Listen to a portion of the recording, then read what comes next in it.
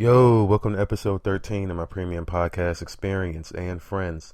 This episode is sponsored by Uber, ready anytime, anywhere. Just tap the app and get a ride. Uber is available in over 400 cities worldwide. Now, you can Uber everywhere and get your first ride on me using my promo code SPLASHJ5UE. Now, before I begin, I want to briefly share my thoughts on this Jesse Williams guy.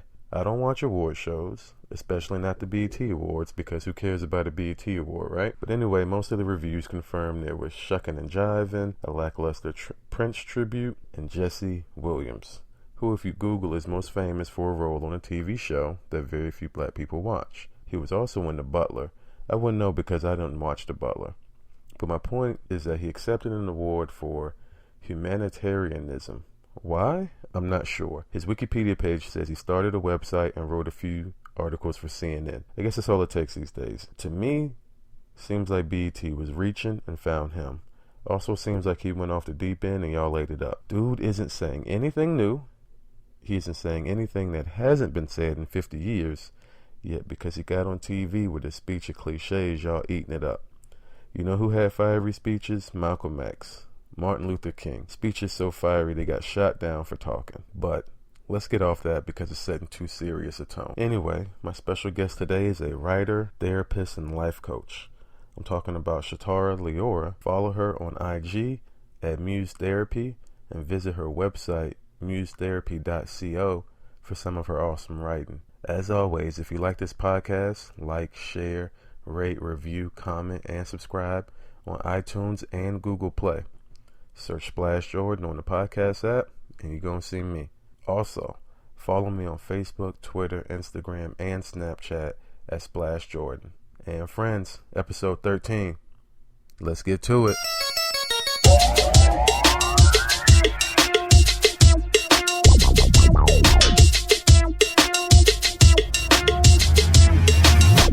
Undergone some changes. Yes. Seems like both inside and outside. Yes, definitely. Definitely. Okay.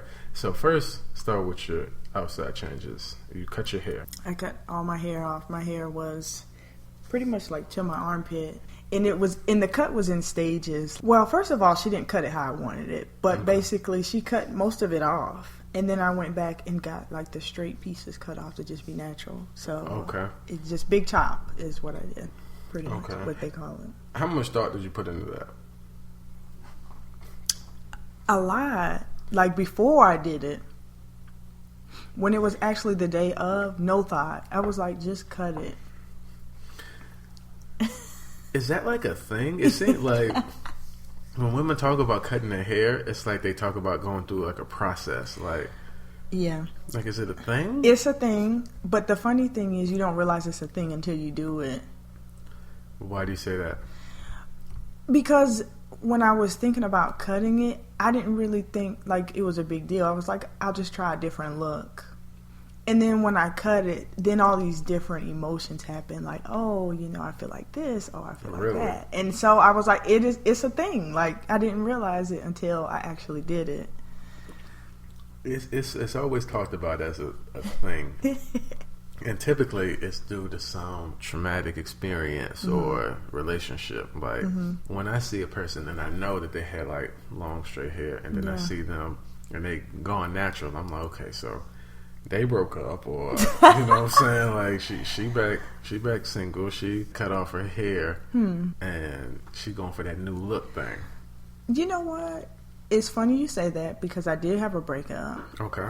But I didn't connect the two like when I cut it. But looking back, I can say maybe it had something to do with it because I was so frustrated from the breakup that I felt like I don't care if the haircut turns out to be something I don't even like. If I look busted or whatever, who cares? I'm doing something different.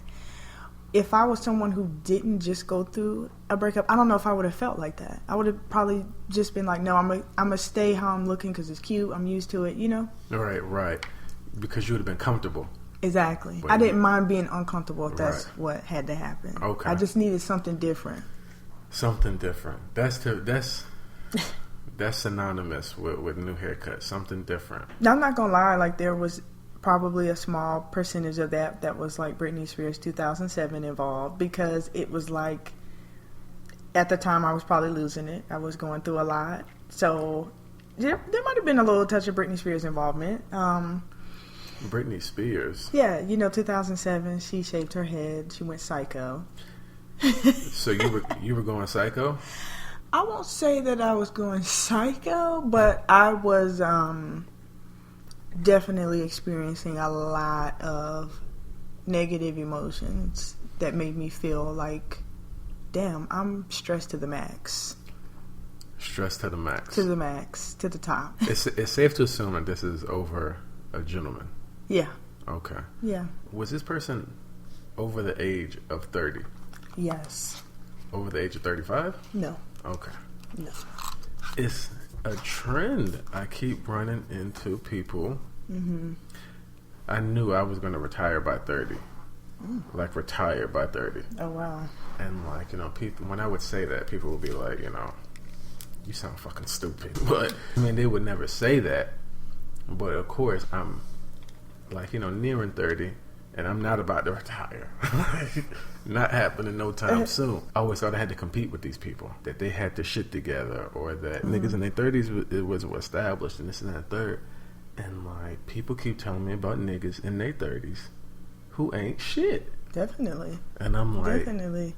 I'm just shaking my head in disbelief. Like, how?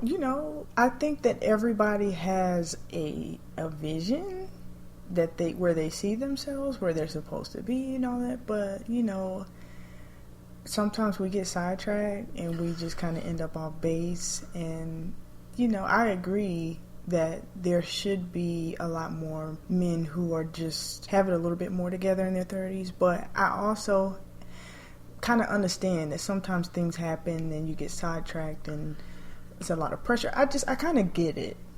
It's a lot of sidetracking, and I mean... And I can't make no excuses for them, because for the most part, I feel like I'm pretty much, together, so... Yeah, I mean, and together is really a few things, you know what I'm saying? A vehicle, a place to live, a job. Right. I mean, if you got those three things, you maintaining. Exactly. You are maintaining. Exactly. So...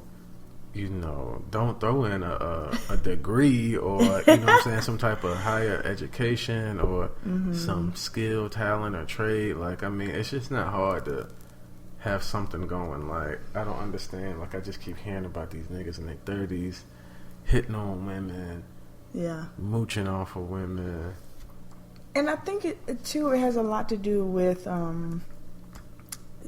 most of the men that I know in their 30s are together. Yeah. You know what I mean? When I listen to people's stories, a lot of times if it's not together, then they've either not seen outside of their neighborhood growing up or that sort of thing. So they kept that small town mentality or whatever and never really did anything to make themselves be really established. Right. Okay. Now, it's pretty much your job to listen to people vent on the phone. Sometimes. Okay. So that's not like your primary responsibility. No, but it does happen, here and there. Most of the time people are going through something and they're trying to figure out, what is it that I need to do? Who is it that I need to call? That sort of thing. Really? Or they have something going on that they don't understand, and so they're calling for advice on just how to get help. A lot of people aren't familiar because maybe it's something new, or they just don't know what to do, so they're literally just calling like what's available to see what's out there and what they can do. Because a lot of people could benefit from counseling and therapy and stuff like that. Everybody. Me too. I would say 90, even doing it, like, you benefit from it. And so I think now we're living in a time frame where it's really stressful. Anxiety is high. There's a lot of pressure to be happy, to be doing well, to be established. Right. It's causing a lot of people that aren't in a place where they want to be, or they are in that place and it's so stressful that they're trying to figure out, why am I not sleeping? Why am I so anxious? And they're trying to get help, How much of either of these things, like your personal life or your professional career, do these affect like your writing? Like, what made you decide one day I'm just gonna start like writing this stuff down?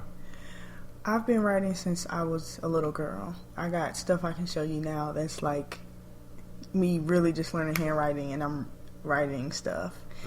To be honest, my profession, and even though I've heard a million crazy stories, they don't really impact my creative writing, because my creative writing really comes from my personal stuff a lot of times. And so it's funny because it definitely could, but most of the time it doesn't. That's hard. You look like you don't believe that.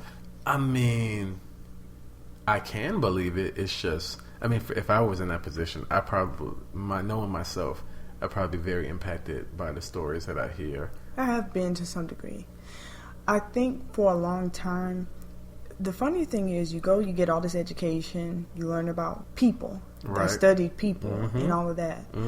But you don't really learn about something until you yourself have been through it. Right. So a lot of when I first started in my career, I was in my early 20s. I hadn't really been through that much. So I'm helping people, but I hadn't been through a lot of things. I hadn't experienced a lot of these things. Now at 30, I've been through some things myself. So, I can relate to a lot of things, and I can write about a lot of things, and it may sound like it's from a story that I got, but now I got some stories of my damn own. Yeah, you got your own stories, your own traumatizing experiences. Actually, I'm going to write down a story that occurred in my family. Okay. It must be pretty good if you went straight to Tyler Perry, like as far as the person who would. Right. I got a story for Tyler Perry based on real life occurrences in my life with my family. And I'm, you know what I'm saying? And I want $100 million. Oh wow, is it that good? I think so. I think it's so relatable, and I think it's so good, and I think it's so much drama. Wow. I think it's so much drama. I think it beats out any episode of Empire. You know what I'm saying? Wow. Like, with real life. Okay, that's heavy. Yeah, with real life stuff, man. It's that's real heavy. life. It's Empire, that's... Empire's a little outrageous. Yeah. It's a little outrageous. But you're saying you could, like, I think make them look like, the Brady Bunch, or... I mean, I'm saying that my real life is more stressful than a few episodes of Empire that I've seen. Wow. Maybe there's award-winning actors and actresses in the show, so maybe not all of them, but yeah, go for it. I mean, start writing it if it's that good. You know what I mean? Just I didn't know you were a writer, by the way, or are you just saying you have a story? Well, I used to be a writer. And then I hit like permanent writer's block. Really? Yeah, like permanent writer's block. Right now, I'm writing an animated story though. So I think once I get that out of me, we'll see what happens. But I used to write a lot of stories. You're a Pisces. I feel like all Pisces are writers because we're very introspective and creative. Under the 13th signs, though, I'm actually an Aquarius. I'm on the cusp as well. Yeah, I'm actually an Aquarius. When's your birthday? The 22nd. Mine is the 19th, so we're on the cusp. Thank God. Right. So it seems like when you're on the cusp like that, you can kind of lean to one or the other. Yeah. But, yeah, like, supposedly I'm an Aquarius now, and I'm like, I don't know how I feel about that, because I claim both, but it's frustrating when people are like, what are your signs? You have to go into the whole spiel. Exactly. It's like, yeah, when you ask me that, I'm thinking, how informed are you? Because if I start talking about cusp, are you going to be like, okay, I wasn't really trying to go this deep with it. Yeah. Like, don't ask me a question if I don't think you really prepared. Right. Because that's not just I'm a this. Like, I got to tell you why I fall into these categories. Exactly. So, yeah, I used to write a lot. I could write quickly, too. Like, I could crank them out. And then I just got bored of it. And then I couldn't do it.